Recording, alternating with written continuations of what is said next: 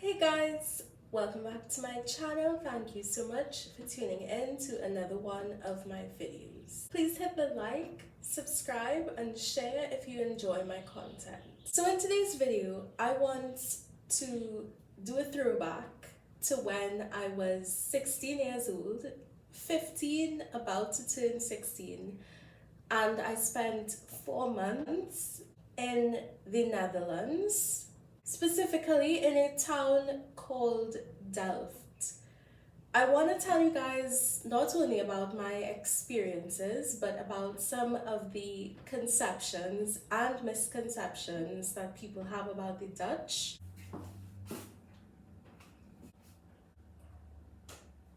Before going there, I had a mix of emotions. On one hand, I was excited to be spending as much as 4 months abroad in a beautiful country, but on the other hand, I also heard a lot of what I would now consider misconceptions about the Netherlands. I think that there needs to be a distinction between Holland and the Netherlands. The Dutch certainly do make that distinction.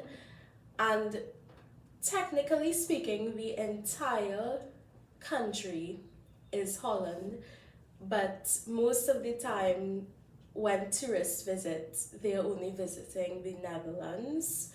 As you could probably deduce from the name of the Netherlands itself, it was actually a swamp area that was reclaimed due to a lot of engineering and hard work on the part of the Dutch, and it just became known as, well, basically the country in the lowlands. I found a lot of locals referring to it as Delft.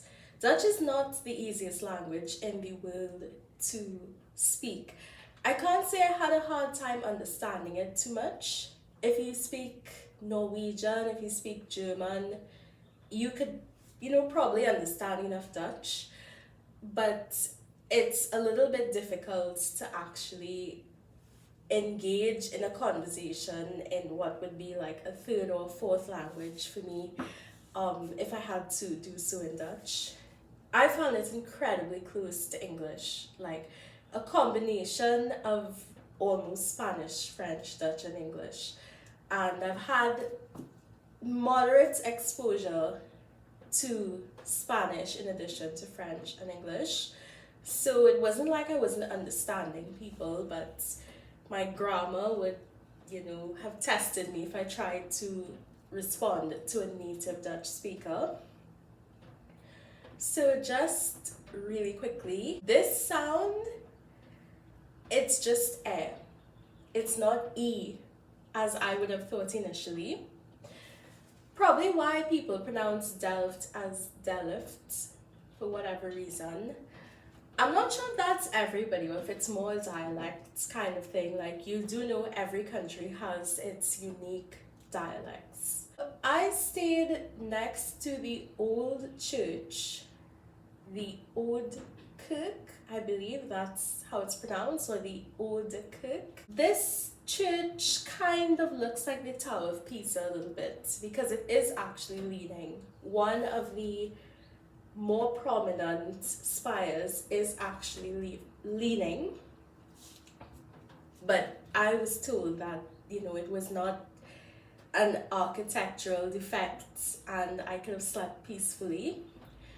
But that's where I was staying.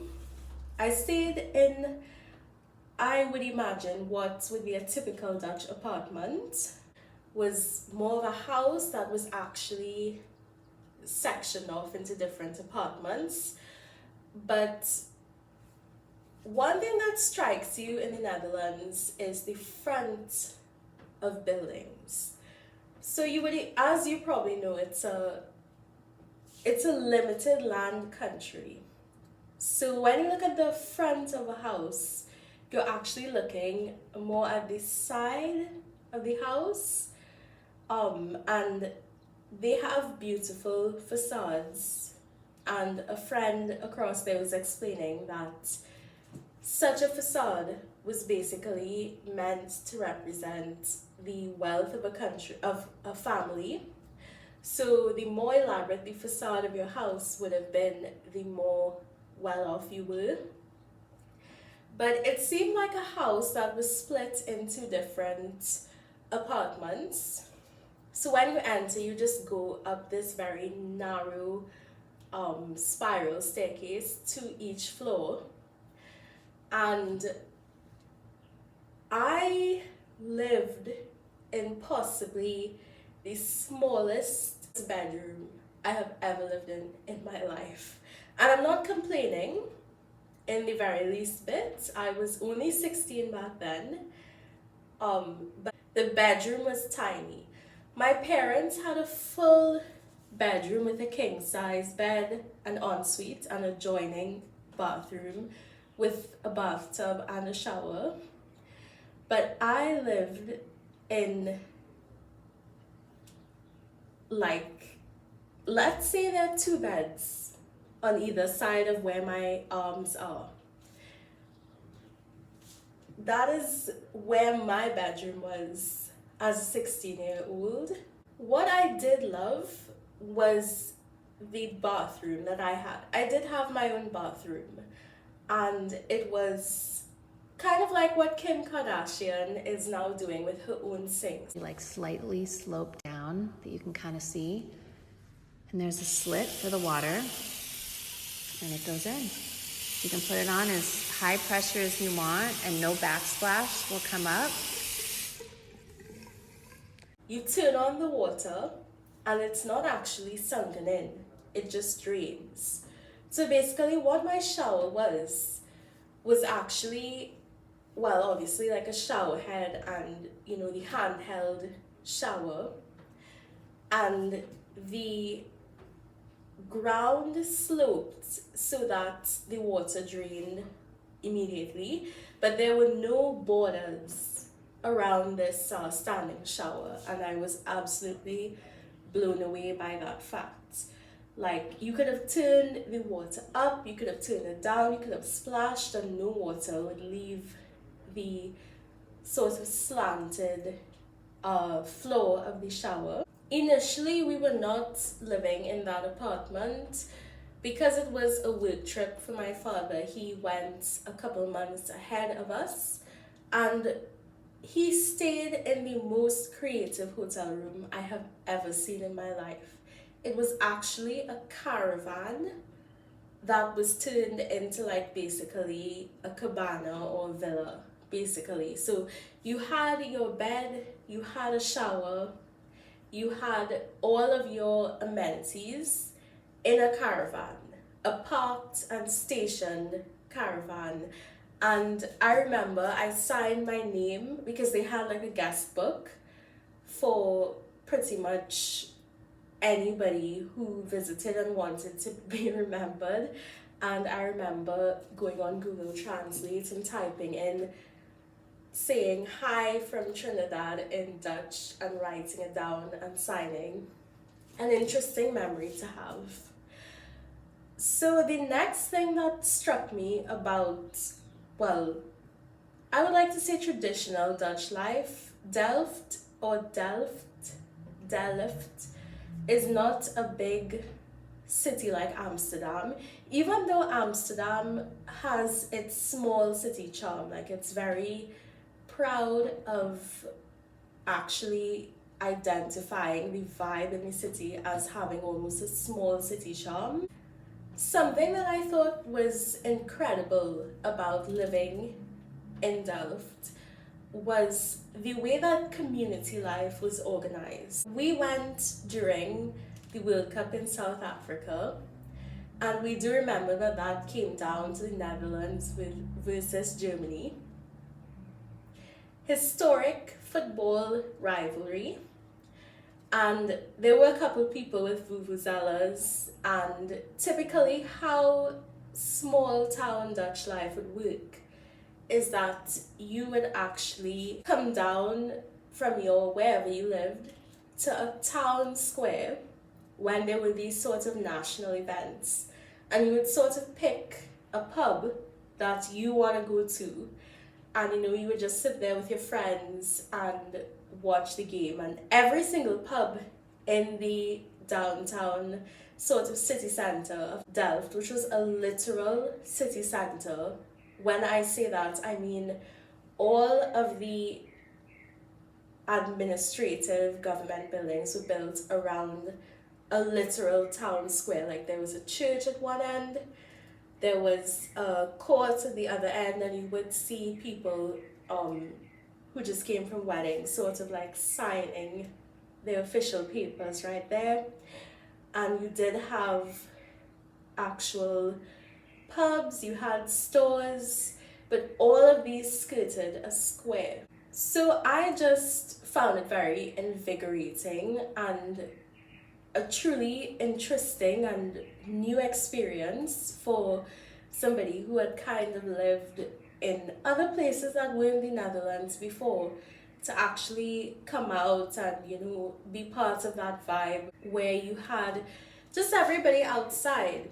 You know, yes, Europeans take football or soccer seriously. Still, you know, the point was to kind of enjoy the atmosphere more so than take it seriously. Root for the Netherlands, but you know, you're having a good time, you're with people, everybody's outside, everybody's rooting for the home team. And I had the opportunity to try local Dutch food. I was 16, so I could not have beer at that age, but I had a chance to, I think it was fish and chips that I actually had. The Dutch can be known for eating raw fish. I didn't have raw fish, I had a battered fish instead, like fish and chips you would find in the UK.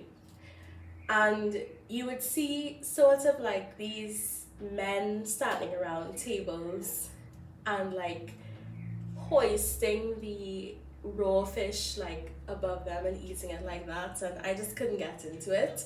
But I do understand it's part of their culture. And the Netherlands versus Germany football match will always be something that I remember and I hold dear to me, because it was a historic rivalry. People were really, really rooting for the Netherlands. And, you know, you were hearing like the vuvuzelas in South Africa, and a couple of people brought. The Dutch are very polite. Okay, no one was really blowing these in people's ears, but you know, people came just to kind of like make a joke. And they were giving out these bezels or bezels that were the colors of the Netherlands, which is sort of like a drain cleaner with eyes, but I think it's actually from a cartoon in Dutch. I watched MTV in Dutch, okay? Yeah, that was interesting as well.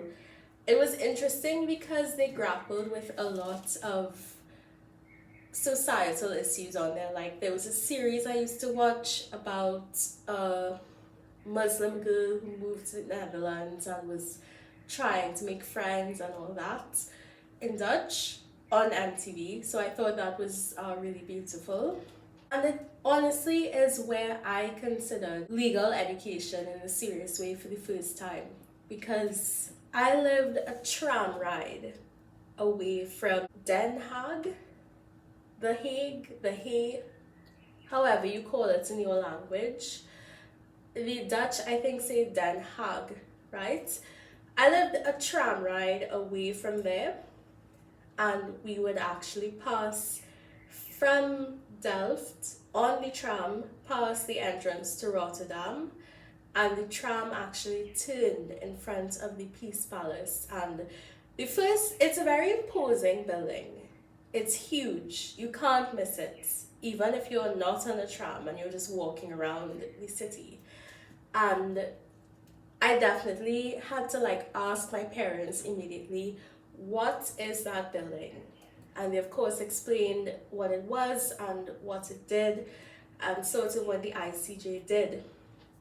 And from that point on, I had like a very genuine interest in studying law at a university level.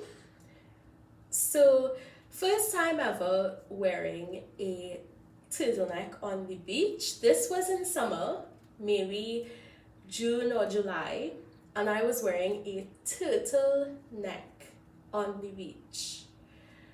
And I think that's called Scheveningen.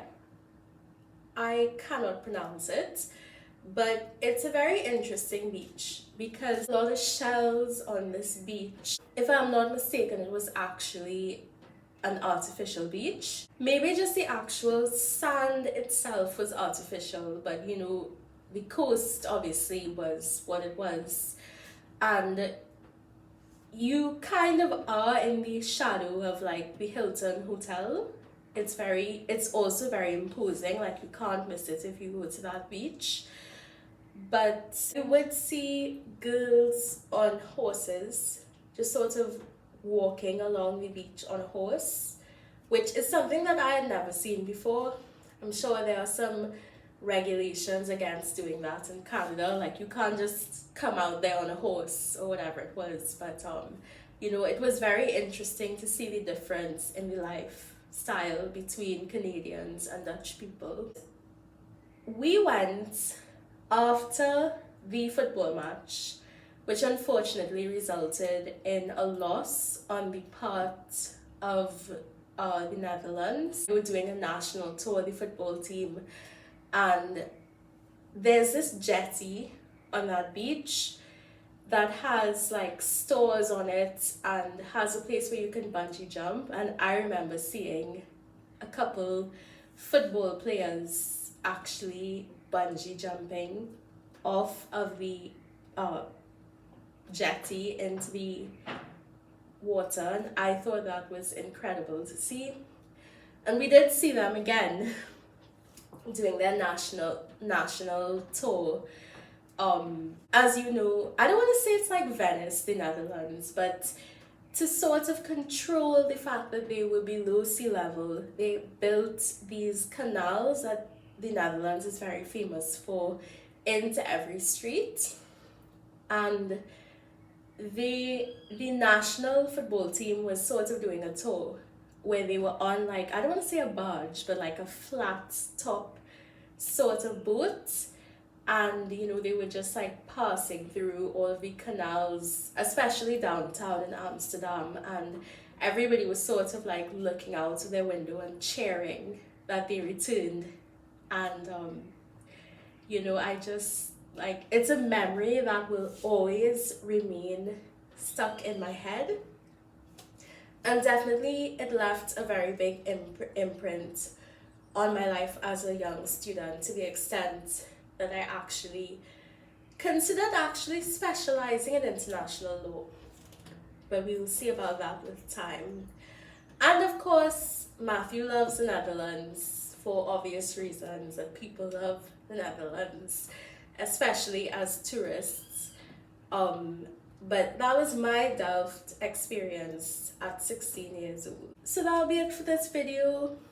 Do leave in the comment section if you've ever gone for like 4 months abroad. I know that studying abroad programs are very, very popular right now, but I would love to know, what are your stories and how did they shape your story as a person? Alright, I will see you guys in the next one.